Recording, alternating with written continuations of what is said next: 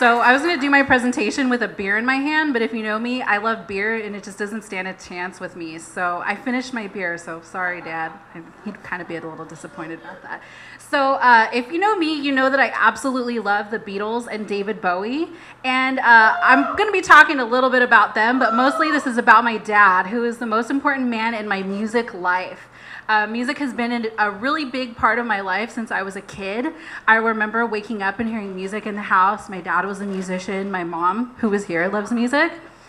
So this is my dad. I think he was about 16 in this picture, 17, so it's probably about 74, 75. Look at that long hair and that David Bowie shirt. I remember wearing that shirt when I was a kid until it fell apart and they took it away from me. So this is my dad and my cousin Raji when he was a little boy, and my dad was always really into rock and roll. So this is his influences that like really transferred over to me, which is Jimi Hendrix, the Beatles, the Kinks, Janis Joplin, Kiss, the MC5, also Tina Turner. So much good music I heard when I was a kid. I was so lucky to have that experience.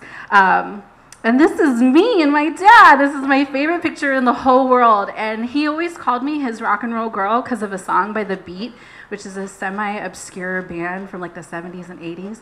But I was kind of groomed to be that rock and roll girl. I was trained to like that music. We would go on car rides and I would get to listen to classic rock. And I remember he had this huge record collection, and I would just sit there and like go through and look at all the different covers. And I remember my favorite cover was always Aladdin Sane by David Bowie, which is my favorite album of all time. And I would look at them and I would memorize them, and he would play them for me, and it's such a good memory for me. So when I was like 4 years old, I remember my parents watching this Alice Cooper special on TV, and he chopped his head off, and I walked in at the moment where he chopped his head off, and I kind of shit my pants a little. I was crying, and it was a lot of damage control that happened because I thought I saw someone die. So this is me. I think I'm about 4 years old in this picture, and there was a car ride that happened where this song came on by AC/DC, and I was singing the words, and really, what 5-year-old knows the words to Shook Me All Night Long?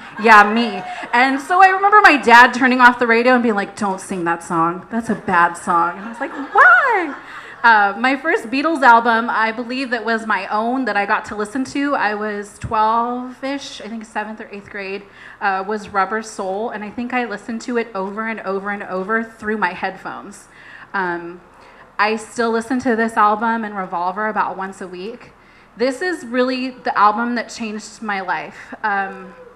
I owned this album when I was 16, and I remember listening to this over and over and over, and it totally like peeled my brain banana. Like I didn't know what to think after I heard this. And I heard it when I was a kid, but when you're older, it really makes a difference. So my dad took me to all these concerts. That's us. I was 17.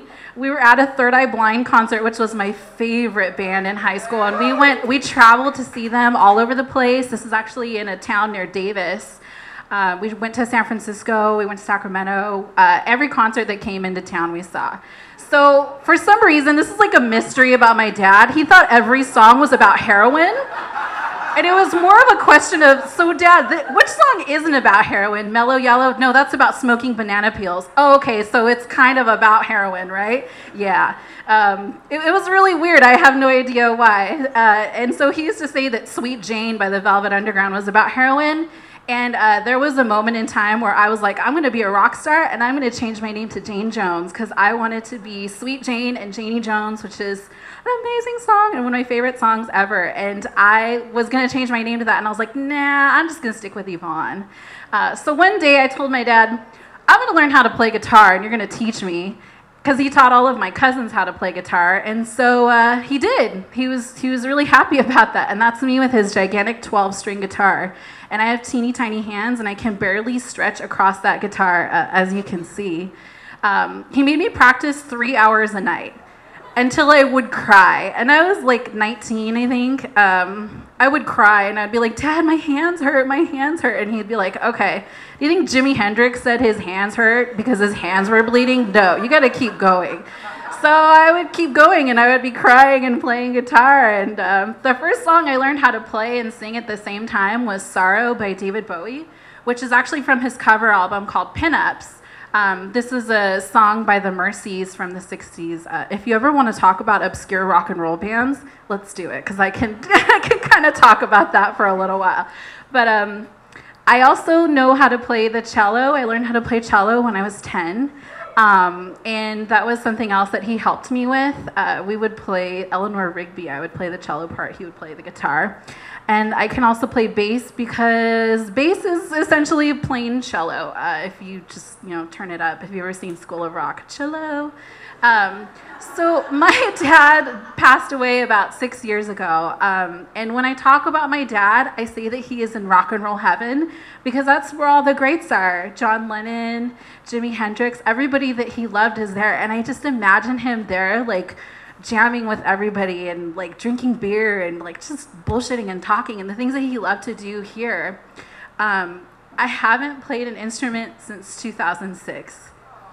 And that's really embarrassing for me to say, but that's the truth because it really hurts to pick it up. I see my guitars every day, and I think about my dad, and it's really hard to even think about playing. For Dia de los Muertos, my mom sets up this shrine, and it has all of his favorite stuff, which includes beer and chocolate, because my dad loved beer and chocolate and hot things, which are some of my favorite things as well, beer, chocolate, and rock and roll. So there we go. This is my dad. This is his senior picture and my favorite picture of him. And if there's one thing I can tell you, it's to hug your parents every day.